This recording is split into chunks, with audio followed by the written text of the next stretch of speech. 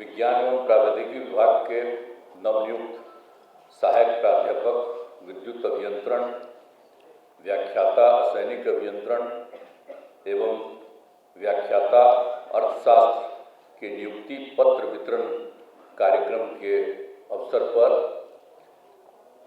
यहाँ पर उपस्थित माननीय उप मुख्यमंत्री श्री तेजस्वी प्रसाद यादव जी, माननीय मंत्री विज्ञान एवं प्रावैधिकी विभाग श्री सुमित कुमार सिंह जी, माननीय मंत्री शिक्षा विभाग श्री चंद्रशेखर जी, माननीय मंत्री उद्योग विभाग श्री समीर कुमार महासेठ जी, माननीय मंत्री अल्पसंख्यक कल्याण विभाग जनाब जमा खां साहब, पूर्व मुख्य सचिव और मुख्यमंत्री के प्रधान सचिव श्री दीपक कुमार जी, बिहार सरकार के मुख्य सचिव जनाब अमीर सुभानी साहब,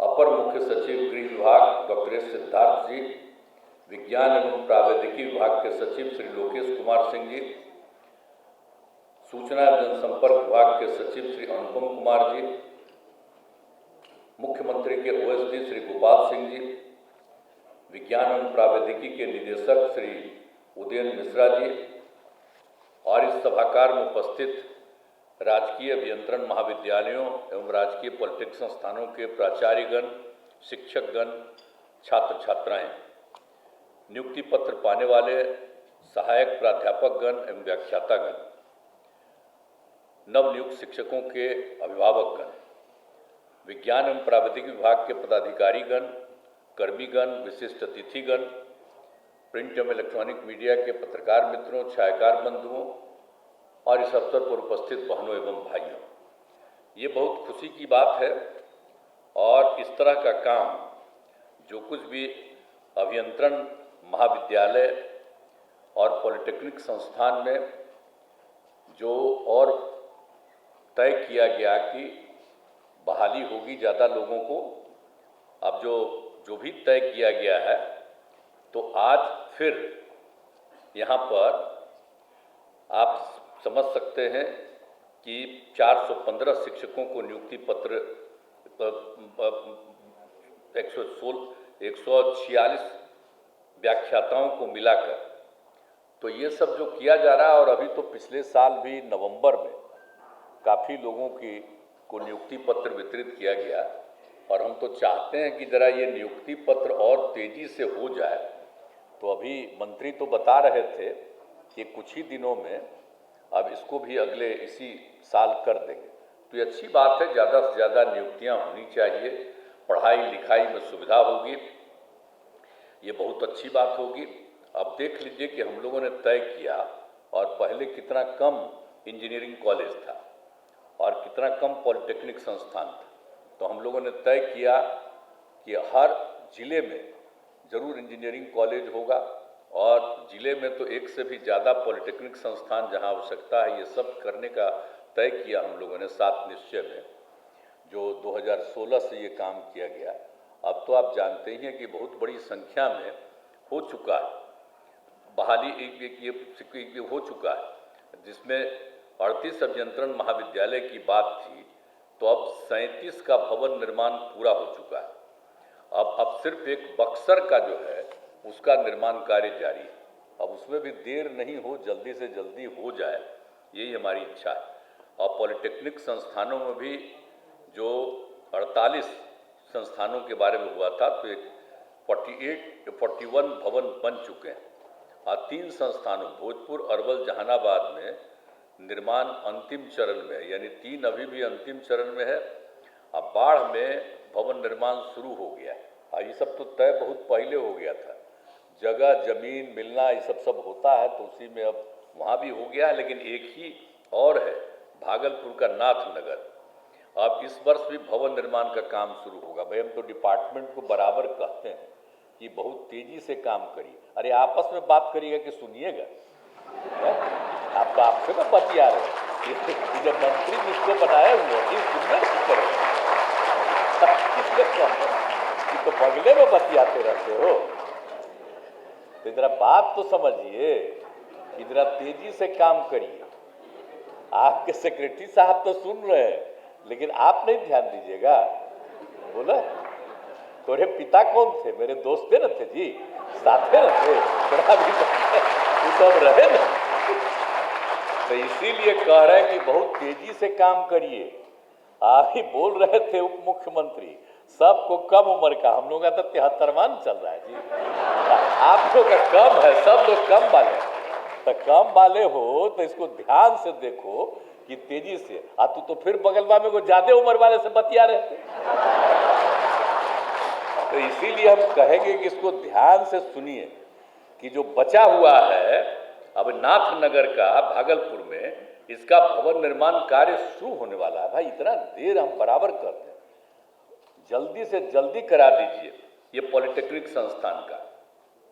और इंजीनियरिंग वाला तो अब तो करीब एक ही जगह पर हो रहा है, बक्सर का, तो ये सब पूरा हो जाएगा। और जानते हैं जब होता है तो हम जाते हैं देखने के लिए, कितना बार हम गए। इंजीनियरिंग कॉलेज जो बनता है तब पॉलिटेक्निक संस्थान, अन्य संस्थानों के लिए, तो हम जा करके देखे हैं कितना अच्छा बिल्डिंग। और पहले से ही जब निर्माणाधीन था तब भी हम जा करके कहे थे कि इसमें करिए। तो जो भी पढ़ेंगे बच्चे बच्चियों को, उनके रहने का पूरा जगह होना चाहिए। और दूसरी बात है जितने टीचर्स पढ़ाते हैं, जितने एम्प्लॉइज हैं, उनके रहने की जगह भी बननी चाहिए, तो कोई दिक्कत नहीं होना चाहिए, ताकि सब पढ़ा दें। आप जानते हैं आज सब जितने टीचर हैं सबको वहीं रखना। अगर जो पढ़ाने वाले अगर दूसरा जगह रहेंगे तो समय पर आवेंगे जी। इसीलिए हमने बराबर से कहा है कि सब जगह वहीं रखिए। अगर आप नौकरी कर रहे हैं तो यहीं रहिए, इधर उधर मत रहिए। तो ये सब काम कर दीजिएगा सब जगह का। और यहाँ पर बैठे हुए भी बहुत लोग, तो सब लोग जरा जान लीजिए, मेरी तो इच्छा यही है, हम भी इंजीनियरिंग है ना पढ़े जी। तो कौन इंजीनियरिंग कॉलेज में पढ़े पटना में, बताइए?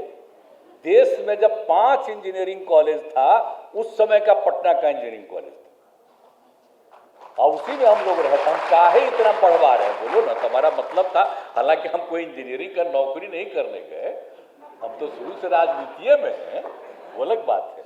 अब तो मेरे पिताजी की इच्छा थी कि हम इंजीनियरिंग पढ़े, तो गए उनकी इच्छा का तो क्या करें? तो कहने का मतलब यही है कि एक एक जगह, और हमारी पूरी इच्छा है कि साहब बहुत बढ़िया हो। और अब हम देख रहे हैं, जब हम बताइए एमपी थे और केंद्र में जब हम मंत्री थे, जगह जगह जाते थे, तो आप जानते हैं क्या कहता था सब? इतना ज्यादा हम देखते थे कि बिहार के लोग दूसरे दूसरे राज्यों में पढ़ रहे थे इंजीनियरिंग कॉलेज। तो इसीलिए हमने देखा कि भाई यहाँ कोई को बाहर पढ़ने के लिए जाना पड़ता है, यहाँ पर पूरा है नहीं। इसलिए हमको मौका मिला तो हमने यही न किया जी कि अधिक से अधिक बनवा दे। तो सब जगह ठीक से, और सबके लिए जो हमने तीनों बात बता दिया उसका भी इंतजाम हम कही दिए, सब तरह से हो, सब लोग वहाँ रहें, पढ़िए। और हम देख रहे हैं कि बहुत अच्छा है। और कहीं कहीं हम जाते हैं तो लड़के और लड़कियों को देख करके खुशी होती है कि बहुत ठीक रहती है, बताते हैं। तो इसीलिए, और जहाँ भी हम जाते हैं उन लोगों को हम बता देते हैं कि यही सब काम करिए। तो इसीलिए हम आप सब लोगों का आग्रह यही है कि ठीक ढंग से खूब चलाइए। और इसके लिए जितने भी बहाली की ज़रूरत है, तो उन सब लोगों की बहाली का जो तय किए हैं, तो उसको तेज़ी से कर दिया जाए, ताकि बच्चे बच्चियों को पढ़ने पर। अब तो हम कह दिए हैं कि 1/3 महिलाओं के लिए रिजर्वेशन रहेगा।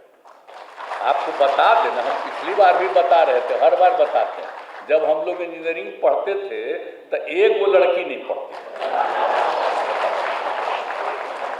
देश में जब 5 ही इंजीनियरिंग कॉलेज था शुरू में, तब पटना का था, एक नहीं पढ़ती थी। अब बगल बगल के कॉलेज में थी। तो जानते हैं,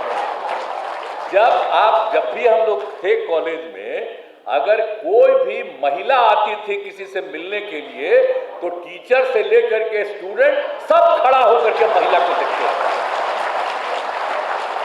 तो हमको तो उसी समय लगता था कि भाई एकदम महिलाओं का होना चाहिए था। अब तो लड़कियां पढ़ रही, बहुत खुशी की बात है।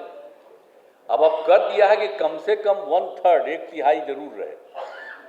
तो इसीलिए अब उसके बाद तो है। और एक रोज कह रहा था कि अगर 1/3 में अगर महिला अगर नहीं आई तो दूसरे को कर देना चाहिए, तो हमने मना कर दिया, बिल्कुल नहीं।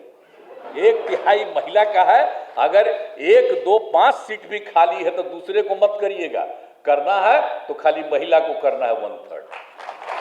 और जब इतना है, कम से कम 1/3 है, तो 1/3 के भी अलावे आएगी तो खाली पुरुषे होंगे, ज्यादा से ज्यादा पढ़ेगी तो कितना अच्छा है।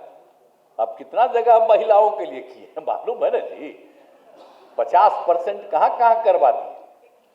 5वें क्लास तक शिक्षकों की बहाली में हमने शुरू में न कर दिया कि लड़कियों को 50% का बहाली के लिए शिक्षक के रूप में, तो शुरू से इतना करके और लड़के लड़कियों के पढ़ने के लिए अब कितना ज़्यादा हुआ। लड़की सबको पढ़ाने के लिए गरीब परिवार का लोग था, कोई आगे नहीं पढ़वाता था, 7वां के बाद 8वां में कोई 8वां से कोई सवाल ही नहीं था। तो हम लोगों ने कितना काम किया, तो सब तरह से करते हुए अब कितनी लड़कियां पढ़ रही। तो इसीलिए हम तो चाहते हैं कि खाली स्कूल नहीं, सब इंजीनियरिंग में, मेडिकल में, सब जगह लड़कियां पढ़े, वो भी पढ़े, खूब आगे बढ़े। तो इसीलिए इस काम को किया जाता है। तो आज तो देख करके अच्छा लग रहा है हमको, बहालियाँ किए हैं तो कितना लड़की सब भी है, बड़ी खुशी की बात है। तो सब पढ़ाएगी तो कितना अच्छा रहेगा। तो सब तरह की बात है। और ऊपर तेगो बोलने वाली खाली महिला। तो जब यहाँ पर करते हैं कोई काम तो मंचवा पर भी तो महिला सब भी है ना, सरकारी नौकरी में और सरकार में मंत्री भी है, तो सबको कार्य ऊपर बैठा देते हैं ताकि सबको लगे कि नहीं साहब इधर से भी हम लोग दे रहे हैं। तो यही हमारा आग्रह है कि सब लोगों को पूरे तौर पर पढ़ाने का इंतजाम और सब तरह से करने का सब कुछ करिए। ये बहुत खुशी की बात है और ये तो हम लोग चाहते ही हैं कि आप सब लोग भी खूब बढ़िया से आगे पढ़िए, ये बहुत अच्छा है। तो इसीलिए एक पूरे तौर पर, अब आप जानते हैं कि हम लोगों ने कितना किया, पटना में कॉलेज कम था तब, तो सबसे पहले बिहार और झारखंड अलग हो गया। तो आप जानते ही ना कि BIT मेसरा झारखंड में था और बहुत अच्छा इंस्टीट्यूट था। अब बिहार के कितने लोग कुल मिलाकर के वहाँ भी पढ़ने के लिए जाते थे। तो हमने उन लोगों को का बात हुआ तो 6 में ही शुरू हो गया और उसको हम लोगों ने ज़मीन की तरह दे दिया, 25 एकड़ ज़मीन दिया और बिल्डिंग बनाने के लिए भी 50 एकड़। तब वो चल रहा है अभी। तो फिर तो बात हो रहा है कि अब यहाँ नहीं चलना चाहिए, पता नहीं क्या है, तो दूसरा हम लोग चलवा देंगे, वो तो अपना सरकार का है। तो ये जो है BIT किया। और मालूम है ना कि पटना जो हम जिस इंजीनियरिंग कॉलेज में पढ़े वो बना ना भाई IIT, तो कब बना?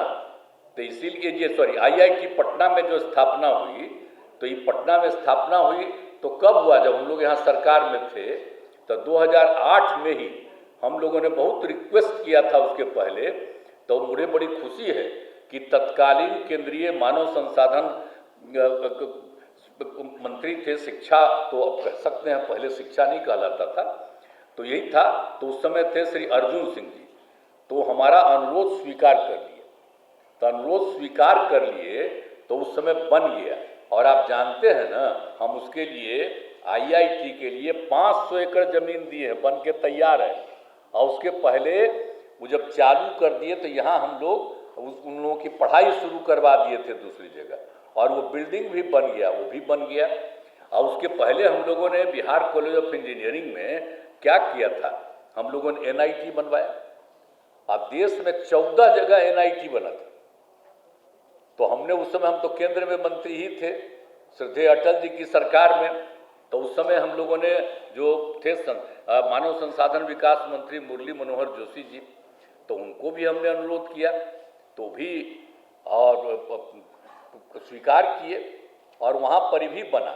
और राज्य सरकार को भी हम लोगों ने अनुरोध किया, यहाँ पर बैठे हुए माननीय मुख्यमंत्री, इनकी माता थी श्रीमती राबड़ी देवी जी तो थे, और इनके पिता, सबको हमने कहा कि हम चाहते हैं कि ये जो पटना का इंजीनियरिंग कॉलेज है वो बन जाए NIT। तो वो भी कहे कि ना ठीक है, स्वीकार हुए वो लोग भी और NIT बन गया।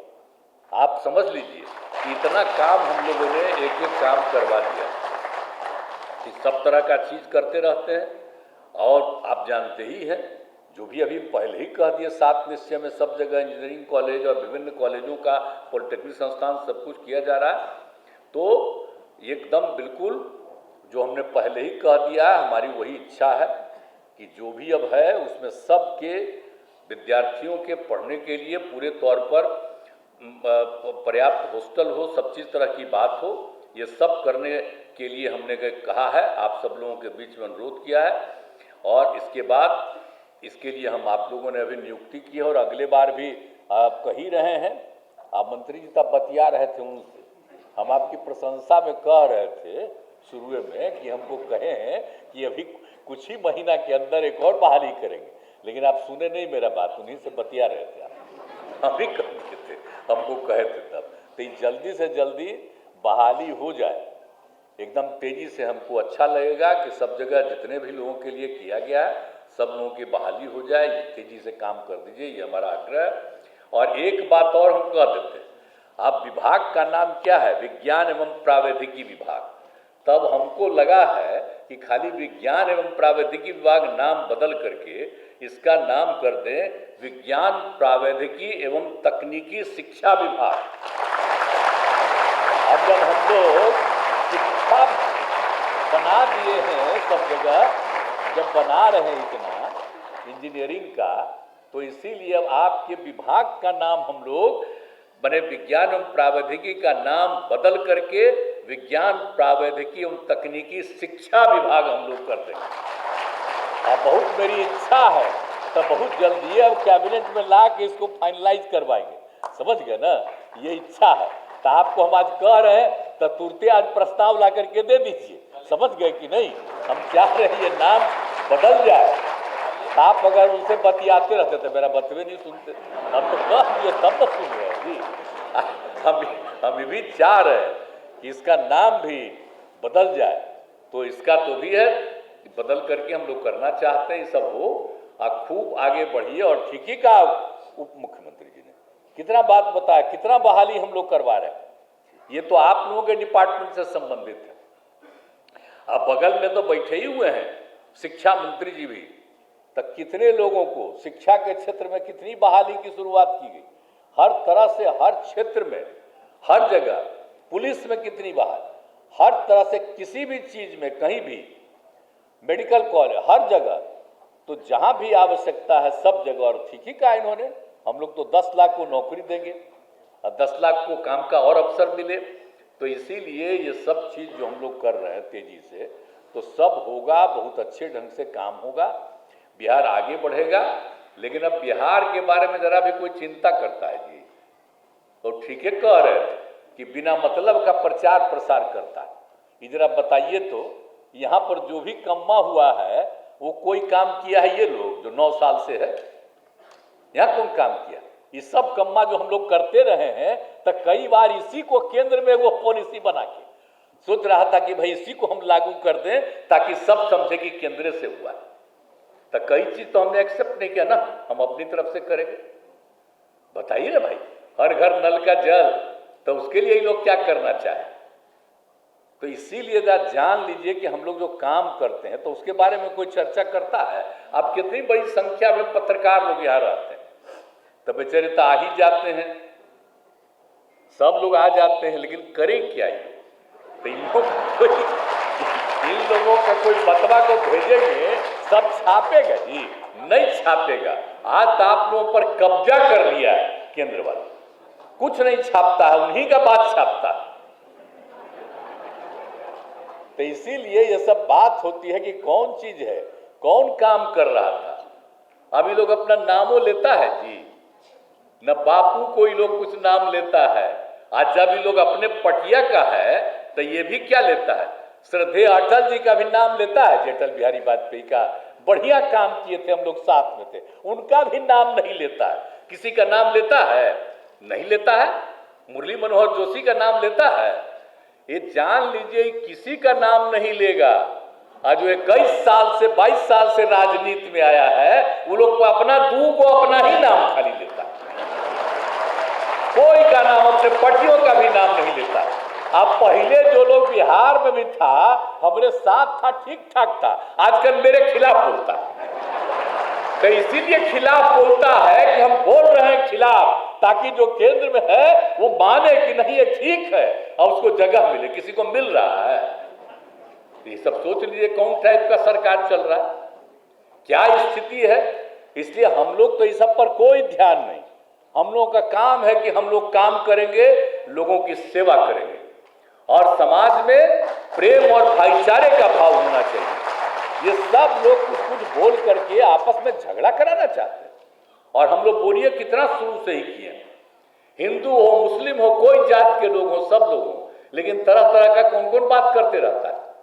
किसके लिए नहीं हम लोग उत्थान के लिए काम कर रहे हैं।